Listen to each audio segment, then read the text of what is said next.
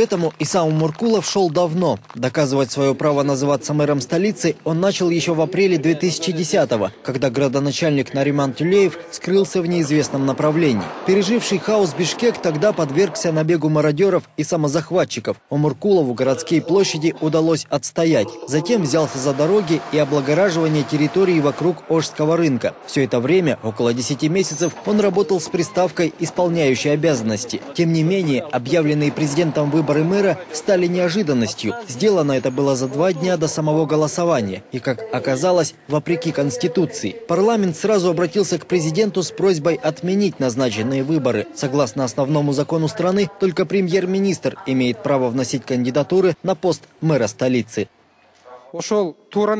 Я поддерживаю вас во мнении о том, что это незаконные и недемократичные выборы. Утром в день выборов становится понятно, что голосование состоится. Оно утверждено депутатами Горкенеша в повестке дня. Вокруг здания муниципалитета собираются до 300 человек. Это сторонники Омуркулова. Хотят убрать его, такие слухи ходят. Ну пусть ему уже дадут до конца поработать, а то так и будет у нас хаос и неразбериха. Поэтому мы и здесь пришли поддержать Ису Омуркулова. Выясняется, что претендентов на пост мэра двое – Омуркулов и его заместитель Вячеслав Красиенко. В последний момент Красиенко снимает свою кандидатуру. Прошу принять этот самоотвод и призываю всех проголосовать за Омуркулова Ису Шенкуловича. Спасибо.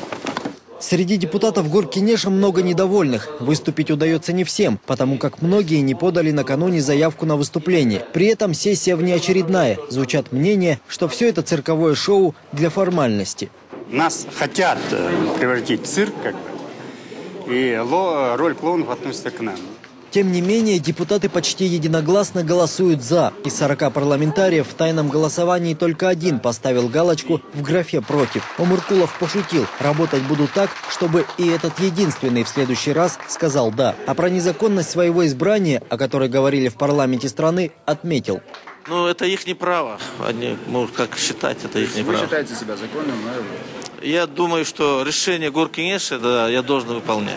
Победителя встречают овациями, поздравлениями, рукопожатиями и даже поцелуями. Дальше выступление перед народом. Обещание новой жизни в новом городе. ЦИК, правда, уже заявил, что при желании любой сможет оспорить результаты выборов, так как они противоречат Конституции. Эркин Алымбеков, Айбек Кулчуманов, Андрей Щелоков, Бишкек, Кыргызстан.